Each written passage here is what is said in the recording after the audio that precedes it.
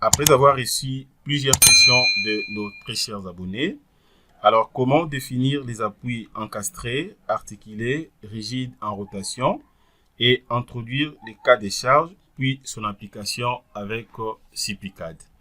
Voilà, dans la semaine passée, on avait étudié un projet.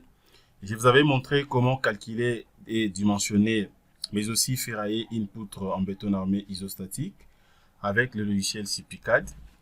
Et les abonnés m'ont envoyé en tout cas plusieurs questions concernant quelques points que nous allons donc étudier aujourd'hui. Voilà, abonnez-vous massivement sur Jinkonga Tutoriel, mais aussi restez connectés concernant toutes nos formations de manière à ce que vous puissiez très bien maîtriser les logiciels CPCAD. Voilà, encore une fois de plus, bienvenue dans notre formation. Alors, nous allons évoluer. Alors aujourd'hui, nous allons travailler sur quelques éléments. Je vais vous montrer premièrement comment définir les appuis que vous êtes en train de voir ici. Donc nous allons étudier trois types d'appuis. Je vais vous montrer premièrement comment introduire un appui encastré. Deuxièmement, comment introduire un appui aussi articulé. Et enfin, on verra comment introduire un appui rigide en rotation. Et le deuxième point maintenant, je vais vous montrer comment peut-on introduire premièrement les cas de charge comme dans Robot Structural Analysis. Mais vous allez remarquer qu'avec le logiciel CIP, c'est vraiment différent. Et de D aussi, je vais vous montrer donc son application. Comment peut-on appliquer donc ces chargements sur notre poutre que vous êtes en train de voir ici. Voilà. Et donc, on peut y aller. Je ferme d'abord ça. Je vais rentrer sur les projets. Ça, c'est les projets, la même poutre qu'on avait dimensionné. Alors, maintenant, je vais premièrement supprimer les appuis que j'avais définis dorénavant pour créer maintenant d'autres appuis. Alors, qu'est-ce que je fais premièrement? Je m'en vais d'abord ici. Je prends d'abord données générales. Je vais vérifier quelques trucs ici. Voilà, donc là, j'ai pas assez de problèmes. Alors, qu'est-ce que je fais? Je viens d'abord ici sur données générales. Vous avez en tout cas donc deux possibilités. Je peux descendre tout simplement ici. Je clique sur édition de la géométrie et décharge de la poutre continue. Je peux cliquer ici. J'aurai la même chose. Tout comme je peux fermer, je prends directement les raccourcis que vous êtes en train de voir ici. C'est la même chose. Et donc, je clique. Voilà, dès que je clique, voilà ce que je viens d'obtenir. Alors, à ce niveau maintenant, je prends d'abord appui, je clique sur définir appui, et puis je viens cliquer à gauche. L'appui que vous êtes en train de voir ici à gauche, c'est un appui donc articulé. Je clique là-dessus. Dès que je clique, voilà ce que je viens d'obtenir. Vous allez remarquer que, étant donné que j'avais déjà défini dorénavant cet appui, alors c'est que moi je vais d'abord faire c'est quoi? Je prends d'abord ça. Attendez, je vais chercher d'abord à créer un truc ici. Donc, je clique d'abord au niveau de l'appui. Je viens ici, je vais cliquer sur description de nœud. Je clique une seule fois. Alors, je viens maintenant cliquer au niveau de l'appui articulé que j'avais créé. Je clique une seule fois. Regardez maintenant ce que je viens d'obtenir. Alors, je vais changer maintenant cet appui. Je vais considérer ça comme un appui encastré à gauche. Pour insérer directement l'appui, introduire l'appui, qu'est-ce que je fais? Je vais cliquer d'abord l'appui encastré. Je vais définir d'abord sa largeur. Je prends une largeur de combien? Je prends donc de 50 cm. Et la description, la référence ici, je peux modifier. Cette fois-ci, je prends appui encastré. Voilà, je prends appui encastré. Vraiment, c'est simple. Alors, je me dis, par exemple, si je vais considérer ça comme un appui et sous forme de poteau, voilà, passons. C'est juste question de définir ici. Donc, ça sera considéré à l'extrémité. Ça dépend. Donc, le modèle dépend de tout un chacun. Poteau, il y a aussi poteau de dernier niveau. Voilà, vice versa, ou tout comme vous pouvez aussi changer, vous pouvez prendre soit poteau appuyé, tout comme considérer ça comme un appui sur une poutre. Donc, ça dépend. Alors, ce que moi, je vais considérer, je considère ça comme poteau de dernier niveau, par exemple. Et puis, j'applique. Une fois appliqué, regardez ce que je viens d'obtenir. Donc là, maintenant, je viens de changer cet appui encastré, cet appui plutôt articulé, en appui encastré, avec la largeur de 50 cm que je viens d'insérer. Voilà, donc c'est ça.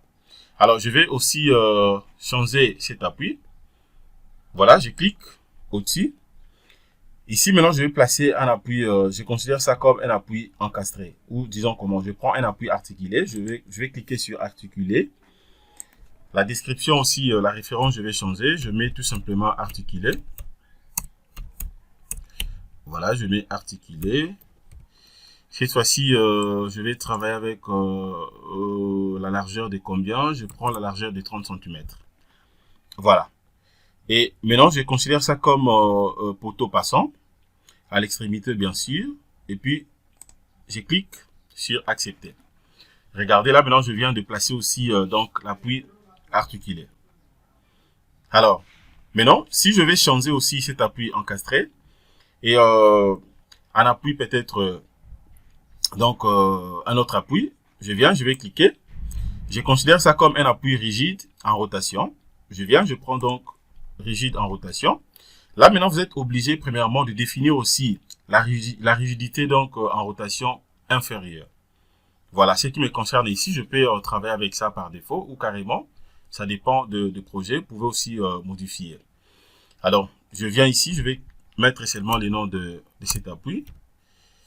J'écris donc appui rigide ou appui de rigidité, donc je mets seulement rigidité. Rigidité en rotation. Voilà, rigidité en rotation, déjà c'est bon. Alors sa largeur ici, je considère une largeur je prends une largeur de 30 cm. Voilà, et puis je viens, cette fois-ci maintenant je vais travailler avec poteau appuyé. Voilà, puisqu'il suppose que ça va roter, donc c'est une rigidité en rotation. Et puis j'accepte. Regardez comment je viens de changer donc les appuis. Donc c'est très simple à faire. Donc si vous voulez modifier ou changer les appuis, surtout beaucoup plus pour une poutre en béton armé sur CP4, c'est juste question d'utiliser l'onglet que je viens de vous montrer. Et donc c'est juste question de venir ici. Donc fermez d'abord ça. Vous venez sur données générales et puis vous prenez directement édition de la géométrie et des charges de la poutre. Une fois appliqué à ce niveau, vous venez maintenant, vous allez cliquer sur description de nœuds et vous appliquez sur les appuis et puis vous allez introduire comme vous voulez. Donc c'est très simple. Voilà.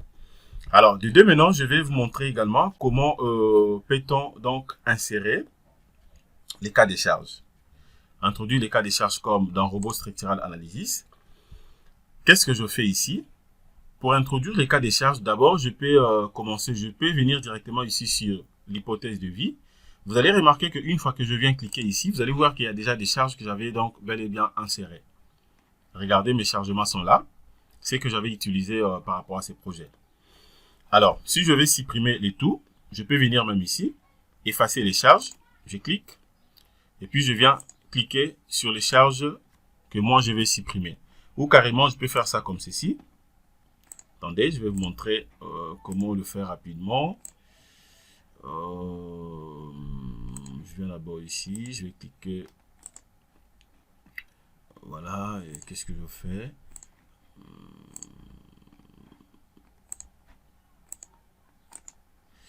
Voilà.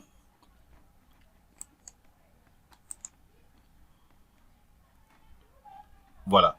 Là, je peux directement aussi supprimer. Mais attendez, je vais d'abord le faire apparaître. Bon, je le fais de l'autre côté directement. Donc, je ferme. Comment je peux définir directement le cas des charges? C'est juste question de venir aussi sur données générales.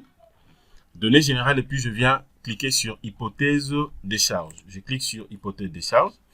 Vous allez remarquer que les cas des charges, donc c'est déjà défini, ont été définis bien avant. Par exemple, pour les poids propres, vous allez remarquer que le poids propre a été pris en compte. Une fois que vous venez ici, vous allez voir que ça a été déjà pris en compte. Voilà, je n'ai même plus la possibilité de modifier ça ici, étant donné que je l'avais déjà considéré. Alors, ce que je peux modifier, par exemple, les cas, je peux modifier pour la charge permanente, les charges permanentes. Je vais cliquer juste à côté ici. Voici les charges permanentes que moi j'avais insérées.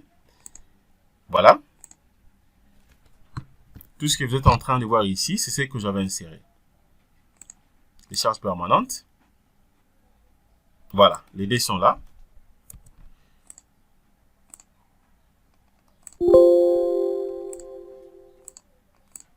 Donc, je clique d'abord à côté. Donc, voilà. Alors, ce qu'il faut faire, c'est quoi? Si je vais, par exemple, insérer d'autres cas de charge. Par exemple, je vais ajouter, par exemple, les cas de charge dit une charge permanente, dit au poids des revêtements, par exemple. Donc, je viens ici. Là, vous avez, là où c'est mentionné dans charge permanente, je clique juste à côté. Voilà. Et puis, je viens cliquer sur nouvelle hypothèse additionnelle. Je clique. Ça me demande directement d'insérer donc la référence. La référence, cette fois-ci, je vais mettre 3G. C'est toujours une charge permanente. Alors, maintenant, à ce qui concerne la nomenclature, je mets par exemple revêtement. Puisque c'est que je vais introduire une charge permanente due au revêtement. Je mets revêtement. Sa description, je laisse comme ça, nul. Et puis, j'accepte. Voilà, là, je viens déjà de définir dans les cas des charges. Les cas des charges est là. Voilà, à ce qui concerne donc la charge permanente. J'ai inséré donc troisième cas. Et puis, j'accepte de l'autre côté. Voilà, c'est devenu maintenant 3. Alors, si je vais insérer aussi, par exemple, autre cas des charges, à ce qui concerne la charge d'exploitation, je vais faire la même chose. Je clique ici. Et voilà, je vais cliquer sur nouvelle hypothèse. Voilà, maintenant, ça sera donc qui 2, charge d'exploitation 2. Alors, je me dis maintenant, je vais créer une charge d'exploitation, dit par exemple, bon, d'habitation par exemple. Bon, je peux écrire tout simplement. Voilà, je vais écrire charge d'exploitation d'habitation. Voilà. Et puis, j'accepte. Je vais insérer aussi troisième charge d'exploitation. Cette fois-ci, je vais prendre charge d'exploitation de l'escalier. Charge d'exploitation de l'escalier, par exemple. Voilà, c'est bon. Et puis, j'accepte. Donc, la nomenclature dépend de tout un chacun. J'accepte. Pour l'escalier, je peux prendre même... bon, je laisse comme ça, c'est bon. J'accepte. Et puis, j'applique. Voilà, je vais confirmer ça maintenant ici. Vous allez voir qu'ici, c'est 3, 3. Je confirme. Voilà. Là, je viens donc de définir les cas des charges.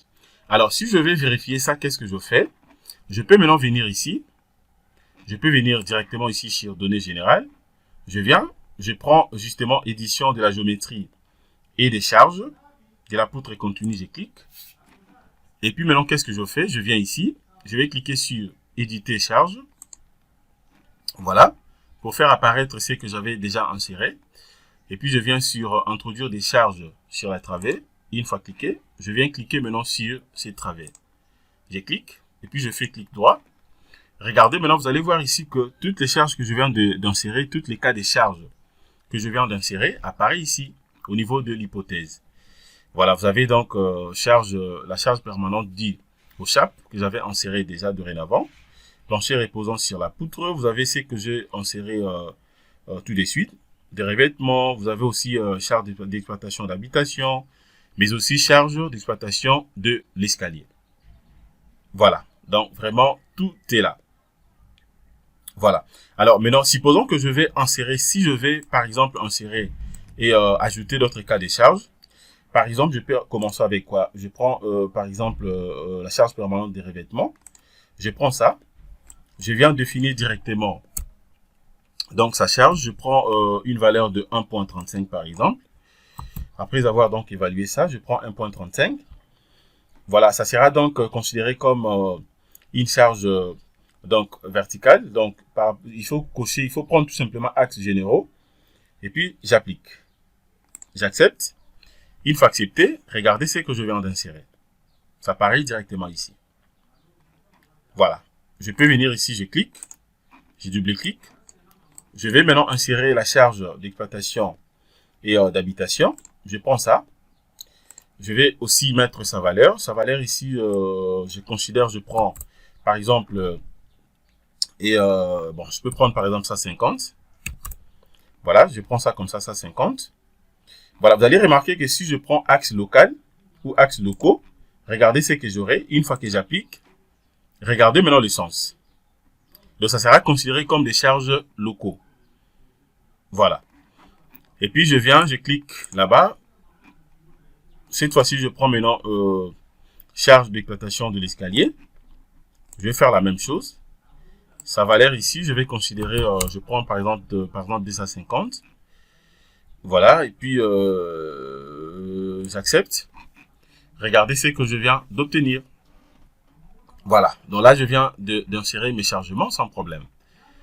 Donc, c'est pour dire que c'est très, très simple. J'espère que vous avez très bien suivi comment insérer et donc, premièrement, introduire les appuis, mais aussi comment introduire donc les cas de charge et son application. Vraiment, c'est très, très simple. Et à ce niveau, étant donné que je viens de charger déjà donc l'élément, ça dépend de moi. Si je vais lancer les calculs, c'est simple. Je peux aussi lancer les calculs si je vais. Une fois inséré ici, vous êtes obligé d'abord d'accepter. Je viens ici, j'accepte. Voilà, pour que cela soit considéré. C'est déjà accepté. Et puis, je viens maintenant redimensionner ici. Une fois que je viens ici, je clique sur dimensionner. C'est-à-dire que ça sera pris en compte par le logiciel. Voilà. Donc, voilà ce que je voulais vous montrer à ce qui concerne la définition, donc l'introduction des appuis, mais aussi l'introduction donc des cas de charge et son application. Voilà. J'espère que nous sommes arrivés à la fin de notre petite formation. Merci de votre disponibilité. Restez toujours connectés. Si vous avez des questions, des préoccupations, n'hésitez pas, écrivez-nous. Nous allons intervenir donc au moment opportun. Passez une excellente journée. Au revoir.